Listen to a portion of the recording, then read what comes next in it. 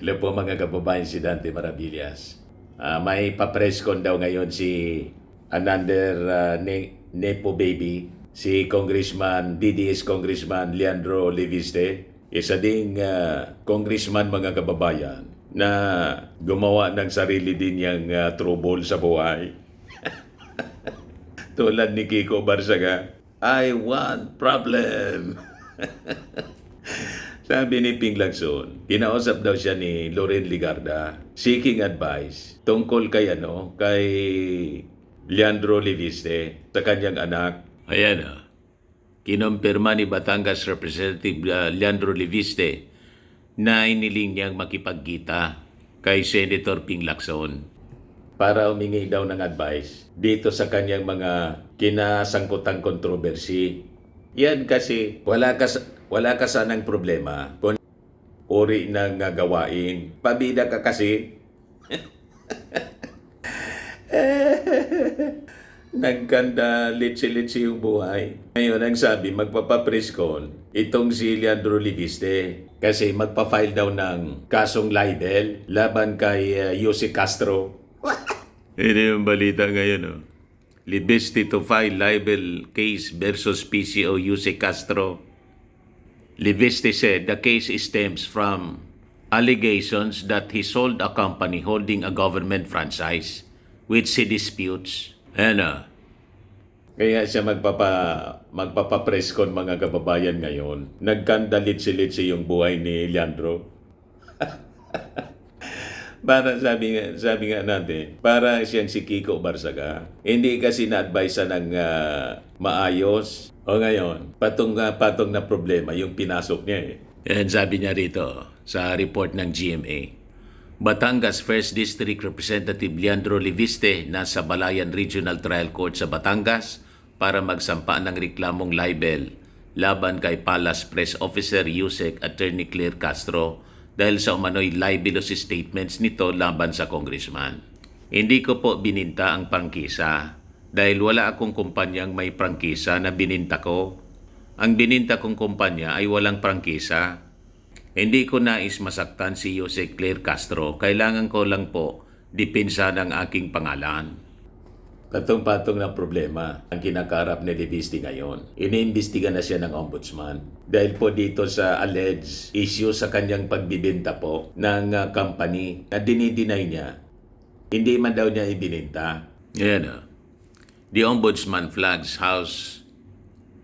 a House lawmaker solar business over alleged franchise violations, while the DOE slaps 24 billion in penalties for stalled contracts. With political ties stretching back to the previous administration ni Digong and a mother who is also a lawmaker, the stakes are high, sabi po sa report ng Billionaire News Channel. Yan ang kinasangkutan mga kababayan ni Leandro Leviste.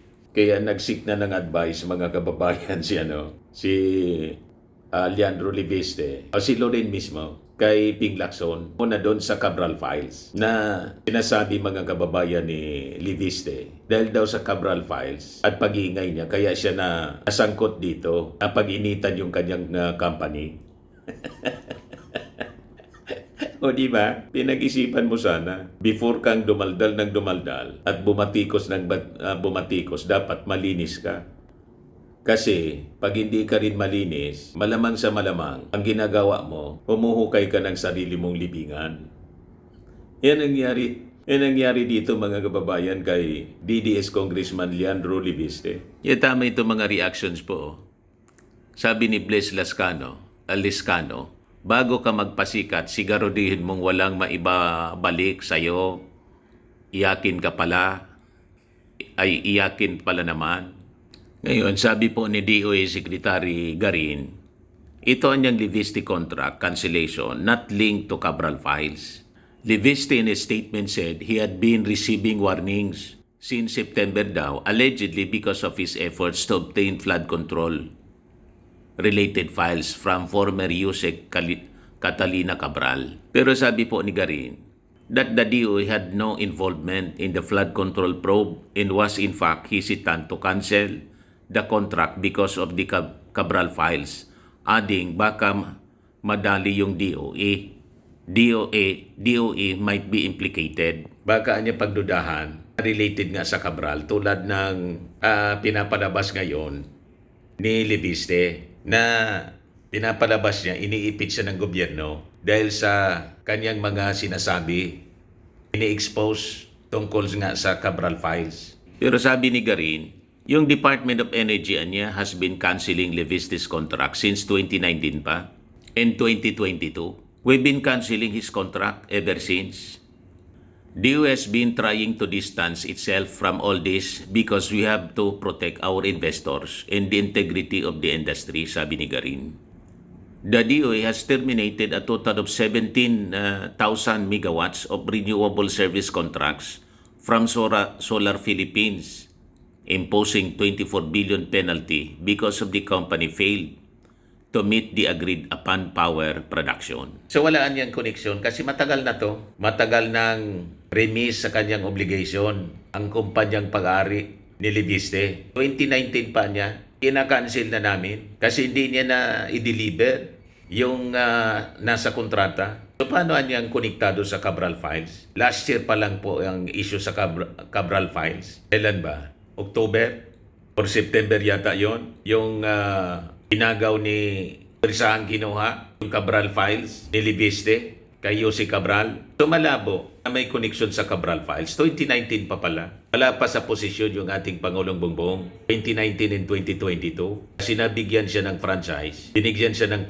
franchise sa panahon ni Digong. Kaya sabi ni Garin, we are regulators and we need to discipline our investors.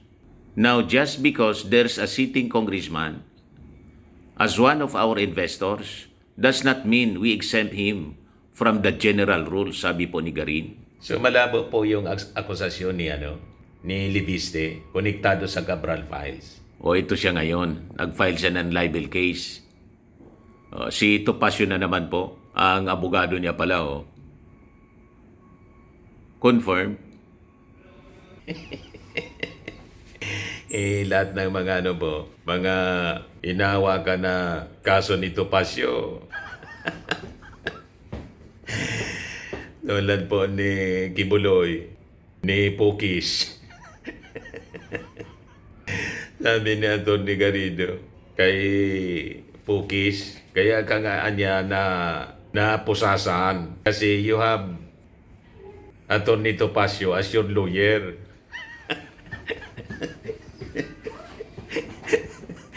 Sabi ni Atty. Garrido. Ngayon, ito pasyon na naman po yung abogado ni Leviste. Sa bagay, isang tropa sila DDS lawyer ito pong si Topacio. Kaya DDS congressman itong si Leviste. Di si Topacio ang tumayo, mga kababayan na abogado. Kinasuhan ng libel, mga kababayan, si Yossi Castro. Ito po yung interview kay Leviste sa pag-file niya ng kaso. Trial court para mag-file ng kaso laban kay ECO Undersecretary Claire Castro dahil sa kanyang libelous statements tungkol sa aking solar business. Hindi ko po binenta ang prangkisa dahil wala akong kumpanyang may prangkisa na binenta ko. Ang binenta kong kumpanya ay walang prangkisa. At hindi ko naman pong nais na masaktan si Yusek Claire Castro. Ngunit kailangan ko lang pong depensahan ang aking pangalan dahil ilang vlog na po siya tungkol sa akin at ayon po sa advice ng aking lawyer, maraming salamat po kay Atty. Topacio sa guidance. Napakarami pong grounds to file a case on Yusek Claire Castro for libel at based on the advice po of Atty. Topacio, pagpapaluhin natin pa po ang iba pang mga legal na hakbang in response to all of these libelous statements. Pero ang pangunahing pakay ko po ay depensahan ang aking pangalan at gusto ko pong linawin sa inyong lahat, wala akong binentang prangkisa. Wala daw siyang binintang franchise. So, sabi po ni Atty. Garrido po. So, what's now the difference between Leandro Leviste and Edwin Garjula? Si Congressman Garjula, yung nasabit po sa flood control scandal. Lumalabas niya, parang yung dapat calling the kettle black. Parehas maitim, pero sabi ng isa, ang itim mo niya. Pero siya nagsasabing maitim, maitim rin.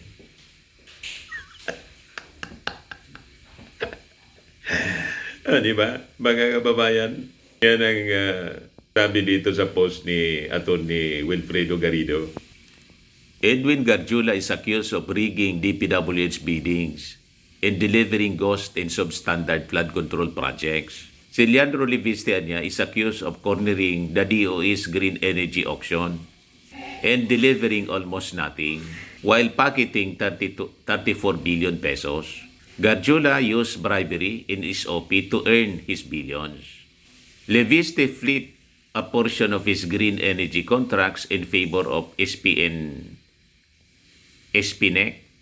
whose shares be sold to Manny Pangilinan's MGen to earn his billions. Ghost flood control projects versus ghost solar energy project.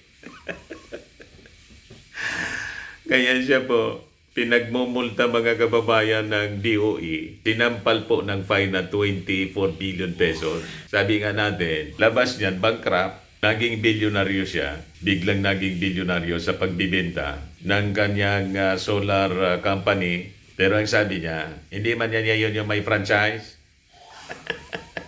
Nag-file ng kaso, nilibel mga kababayan si Jose Castro. So sinampal siya ng multa kasi nag-fail siyang ma-deliver yung service contracts sa Ghost Solar Energy Project, sabi ni Atty. Garrido. So sabi niya sa kanyang post, in terms niya of damage to Filipino people, Edwin Garjula shortchanged the taxpayers out of 38 billion pesos, while Leandro Leviste cheated taxpayers out of savings they would have earned from the projected lowering of electricity prices from 5 pesos per kilowatt to 2 pesos per kilowatt had he delivered 11,427 megawatts of green energy contracts that he abandoned.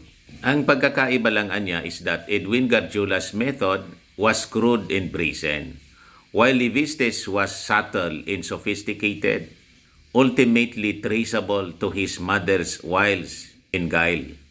In sum, Leandro Leviste caused far more damage niya to the Filipino people because 11,427 megawatts that he failed to deliver is more than half of the country's peak electricity demand of 20,000 megawatts in 2025. So sabi ni Atty. Garjula, so why is Leandro Leviste running after Edwin Garjula?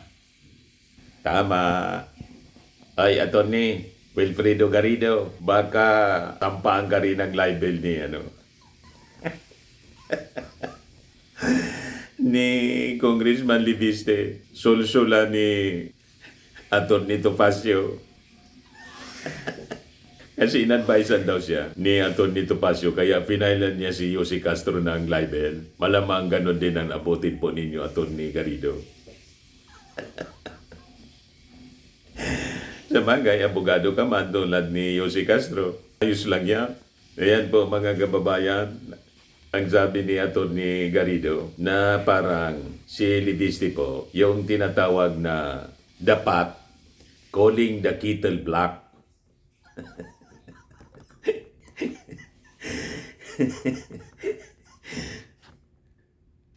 Sabi ng Pat sa kasirola, ang itimoan niya, pero siya na nagsasabing ang itim mo, maitim din.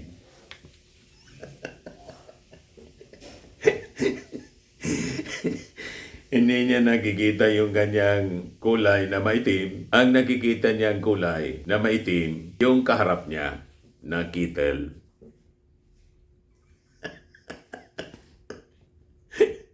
Yan mga kababayan, kalagayan ni Congressman Liviste. Ayan man lang po, baka madamay tayo. Hindi po ako, hindi ako nagsabi niyan. Poncio Pilato tayo. Ang nagsabi niyan si Atty. Garrido, baka makaso din tayong libel. Hindi ba? Nagbasa lang po ako ng post. Wala akong kinalaman sa opinion niya. Hindi ba po? Ako po si Dante Maravillas. Bye-bye po. God bless.